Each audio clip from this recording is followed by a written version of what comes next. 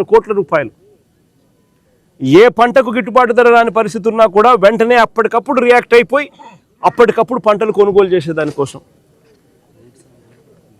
Covid సమయంలో కూడా రైతును వదిలేకుండా ఆదుకున్న పరిస్థితులు మా ప్రభుత్వంలో జరిగాయి.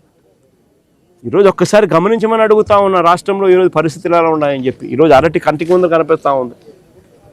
పోయి పంట చూస్తే ఒకసారి బాధాకరమైన విషయం.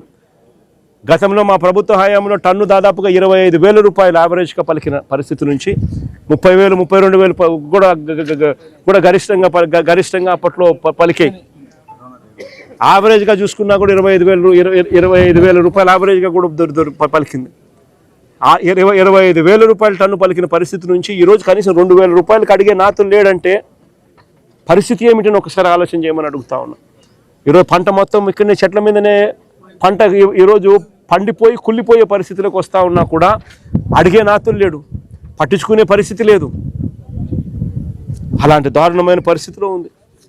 ఇదే అరటికి సంబంధించి గతంలో వైఎస్ఆర్సీపీ ప్రభుత్వ హయాంలో ఏకంగా ట్రైన్లు నడిపేవాళ్ళం.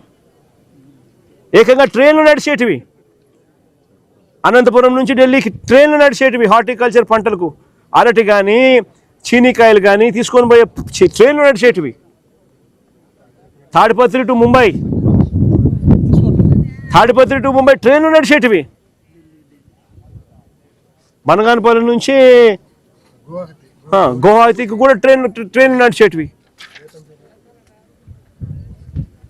ఏకంగా 23,000 టన్నులు చంద్రబాబు నాయుడు దిగిపోయే నాటికి ఎక్స్పోర్ట్స్ ఉంటే అరటి ఎక్స్పోర్ట్స్ ఉంటే వైఎస్ఆర్సీపీ ప్రభుత్వ హయాంలో ఏకంగా 3 లక్షల టన్నులకు అరటి ఎక్స్పోర్ట్స్ తీసుకొని పోగలిగాం. ప్రతి అడుగులోనూ కూడా రైతుకు ప్రతి అంశంలోనూ రైతును చేయి పట్టుకొని నడిపిస్తూ ఆర్బీకే పరిధిలో తోడుగా ఉంటూ continuous monitoring of agricultural price and produce ద్వారా ఆర్బీకేల పరిధిలో ఏ రైతుకు కూడా రేటు తగ్గిన పరిస్థితి ఎక్కడా కూడా రాకుండా మార్కెట్లో కాంపిటీషన్ క్రియేట్ చేస్తూ కొనుగోలు చేస్తూ రైతును ఆదుకుంటూ నిలబెట్టిన ప్రభుత్వం వైఎస్ఆర్సీపీ ప్రభుత్వం. సెంట్రల్ గవర్నమెంట్ అవార్డ్స్ ఏకంగా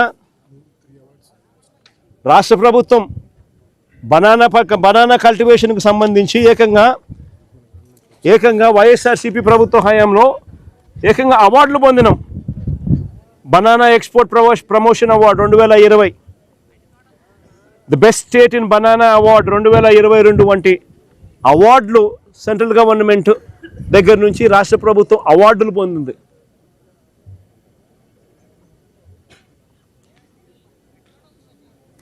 NCRB, ICAR, national research centre for banana, NCRB and association of banana exporters award. ఇటువంటి సంస్థలన్నీ కూడా రాష్ట్ర ప్రభుత్వాన్ని గొప్పగా చూస్తూ అవార్డులు ఇచ్చిన పరిస్థితి నుంచి ఈరోజు పరిస్థితులు ఇది. నిజంగా ఇలాంటి దారుణమైన పరిస్థితి చూడాల్సి వస్తుందని చెప్పి ఏ పొద్దు కూడా అనుకోలే. చంద్రబాబు నాయుడు గారి హయాంలో ఈరోజు అలాంటి దారుణమైన పరిస్థితి వస్తూ ఉంది. ప్రతి విషయంలోనూ చంద్రబాబు నాయుడు గారు ఏదైనా జరిగినప్పుడు డ్రామా చేస్తాడు. వెంటనే చేసేస్తాము, వెంటనే 10,000 మంది రైతులతో ఫోన్లో మాట్లాడాడు అంటాడు. వెంటనే ఇదిగో చేసేస్తున్నామని అంటాడు. మొన్న ఏమంటాడు ఉల్లి రైతుకి ఏమన్నాడు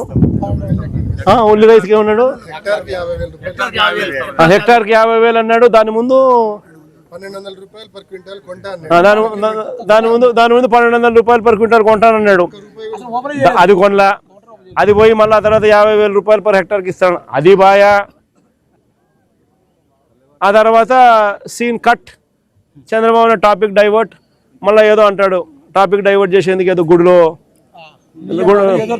గుడిలో లడ్డు అంటాడు, ఇంకోటి అంటాడు. అయ్యినాడు ఆంధ్రజ్యోతి టీవీ5 డంక టాపిక్ దాంట్లో డైవర్ట్ చేస్తారు. మళ్ళీ ఈ రైతులంతా మళ్ళీ రైతుల బతుకులు మళ్ళీ బస్ స్టాండే. పొగాకు రైతులైనా అంతే,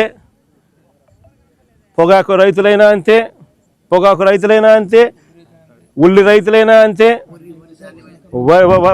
వరి పరిస్థితి అంతే, చీనీ రైతులైనా అంతే, అరటి రైతులైనా అంతే, టమాటో రైతులైనా అంతే. అసలు ఏ పంటలకు కూడా గిట్టుబాటు ధర రాకపోయినా కానీ ఆ ఈనాడు, ఆ ఆంధ్రజ్యోతి, ఆ TV5, ఆ దొంగల ముఠ వీళ్ళంతా కలిసి రాష్ట్రాన్ని లూటీ చేస్తారు. లూటీ చేసిన సొమ్ముని వీళ్ళంతా కలిసి పంచుకుంటారు.